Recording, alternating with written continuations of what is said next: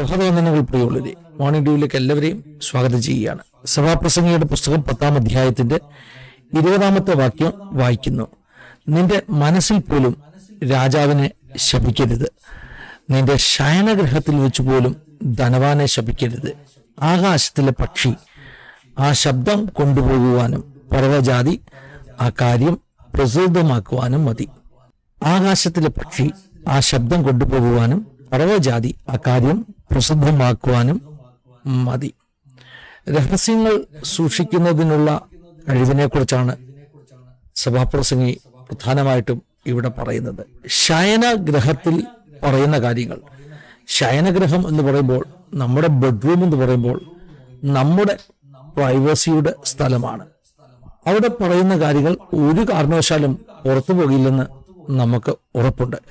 പക്ഷെ ഇവിടെ സഭാപ്രസംഗി പറയുന്നു, ആ ശയനഗ്രഹത്തിൽ പറയുന്ന വാക്കുകൾക്ക് പോലും ഒരുപക്ഷെ നമ്മൾ കണക്ക് ബോധിപ്പിക്കേണ്ടി വരും. ലൂക്കോസ് സുവിശേഷം 12-ാം അധ്യായത്തിൽ യേശു കർത്താവ് പറഞ്ഞു, നിങ്ങൾ ഇരുട്ടിൽ പറഞ്ഞത് പുറത്ത് ഘോഷിക്കപ്പെടുവാൻ ഇടയായിത്തീരും. രഹസ്യത്തിൽ പറഞ്ഞ വാക്കുകൾ പോലും ഒരുപക്ഷെ നാം കണക്ക് കൊടുക്കേണ്ടതായിട്ട് വരും. ഇവിടെ പറയുന്നു, രാജാവിനെ നിന്റെ ഹൃദയത്തിൽ പോലും ശപിക്കരുത് എന്ന് പറയുമ്പോൾ എന്താണ് അതിന്റെ അർത്ഥം? എഴുത്തുകാരനാകുന്ന ശലോമോൻ ഒരു രാജാവ് തന്നെയാണ്.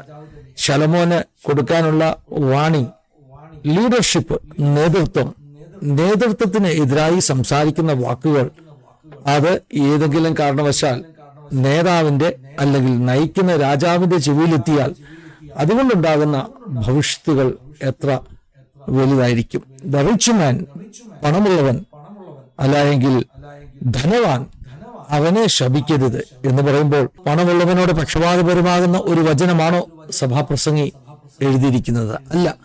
ആ കാലഘട്ടത്തിലെ റിച്ച് മാൻ എന്ന് പറയുമ്പോൾ പവർഫുൾ, ഇരിക്കുന്നവൻ എന്നൊക്കെ തന്നെയാണ് അർത്ഥം. ചുരുക്കത്തിൽ പറഞ്ഞാൽ നാം നമ്മുടെ വാക്കുകൾ ഉപയോഗിക്കണം, അത് സൂക്ഷ്മതയോടുകൂടി ഉപയോഗിക്കണം. അത് ഒരു കാരണവശാലും മറ്റാരെങ്കിലും കേട്ടാൽ നാം പിടിക്കപ്പെടുവാനോ നാം ആ വാക്കുകളുടെ പേരിൽ നാം ശിക്ഷിക്കപ്പെടുവാനോ കാരണമായി തീരുന്ന വാക്കുകളാകരുത്. ശയനഗ്രഹത്തിന്റെ സുരക്ഷിതത്വത്തിൽ പോലും പറയുന്ന വാക്കുകൾ ഉത്തരവാദിത്തമുള്ളതായിരിക്കണം. ഇതൊക്കെയാണ് സഭാപ്രസംഗിക്ക് പറയാനുള്ളത്. പക്ഷികൾക്കും ചെവിയുണ്ട്, അവ രാജാവിന്റെ അടുക്കൽ പോയി പറയും എന്നാണ് ഇവിടെ താൻ എഴുതിയിരിക്കുന്നത്. ഈ വാക്യം കൊണ്ടാണോ എന്നറിയില്ല, ശലോമോൻ രാജാവിന് പക്ഷികളുടെ ഭാഷ പോലും അറിയാമായിരുന്നു എന്ന ഒരു വിശ്വാസമുണ്ട്. അപ്പോൾ രാജാവായ ശലോമോനെ കുറിച്ച് എന്തെങ്കിലും പറയുന്നത് മനുഷ്യർ കേട്ടില്ല, ഒരു പക്ഷി കേട്ട് അറിഞ്ഞ് ശലോമോന്റെ അടുക്കൽ കൊണ്ടെത്തിക്കും എന്ന ഒരു വിശ്വാസം ആ കാലഘട്ടത്തിലൊക്കെ ഉണ്ടായിരുന്നുവെന്ന് പറഞ്ഞു കേൾക്കാറുണ്ട്. എന്താണെങ്കിലും വചനത്തിന്റെ ചുരുക്കം, വചനം തരുന്ന സന്ദേശം, വാക്കുകളെ സൂക്ഷ്മതയോടുകൂടെ ഉപയോഗിക്കുക. പ്രത്യേകിച്ചും ഈ കാലഘട്ടത്തിൽ ഭിത്തിക്ക് പോലും ചെവിയുണ്ടെന്ന് ഭയപ്പെടേണ്ട ഒരു കാലഘട്ടത്തിൽ നാം ഉപയോഗിക്കുന്ന വാക്കുകൾ എത്ര സൂക്ഷ്മതയോടുകൂടി ഉള്ളതായിരിക്കണം. അതുകൊണ്ട് തന്നെ സോഷ്യൽ മീഡിയയിലും ഫേസ്ബുക്കിലാകട്ടെ യൂട്യൂബിലാകട്ടെ ഏതൊരു മാധ്യമത്തിലാകട്ടെ നാം ഉപയോഗിക്കുന്ന പദങ്ങൾ അത് പിന്നീട് നാളെ നമുക്ക് കുടുക്കാകുവാൻ ഒരു കാരണവശാലും പാടില്ല. സൂക്ഷ്മതയോടെ വാക്കുകൾ ഉപയോഗിക്കുക. ദൈവം നിങ്ങളെ സഹായിക്കട്ടെ, അനുഗ്രഹിക്കട്ടെ. God bless you.